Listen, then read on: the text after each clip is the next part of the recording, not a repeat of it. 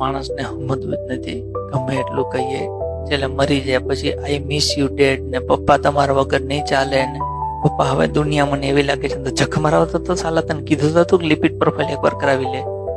અને શિયાળા આ ચોમાસા પછીની સિઝન છે નહીં આવશે શિયાળાની, સૌથી વધારે હાર્ટ એટેક શિયાળામાં આવે. એવું બને હું વાતો કરું છું મને જ આવે, જરૂર નથી. પણ મારી પાસે રિપોર્ટ છે, એવું નથી અચાનક આવી ગયું. મને ખબર છે કે મારે ટ્રાઇગ્લિસરાઇડ છે તો મને એટેક આવવાની શક્યતા છે, મને આવે. પછી ત્યાં દુનિયાની એવી વાતો ન કરે તો પોતે જ વાતો કરતો તો ભી ગયો. કરાવી લ્યો રિપોર્ટ. પછી આપણે મેસેજ લખીએ મિસ યુ, તમારા વગર ગમતું નથી, તો પણ કોને ના પાડી હતી? રિપોર્ટ કરાવો તો ને, રિપોર્ટ કરાવો. રિપોર્ટમાં કંઈક વધારે આવે તો ડોક્ટરની સલાહ લો. ચાલતા ના હોય ચાલતા કરો, ચાલવા ના આવે સાયકલિંગ કરાવડાવો. સ્વિમિંગમાં તો આપણે મેળાવે એવું ન હોય.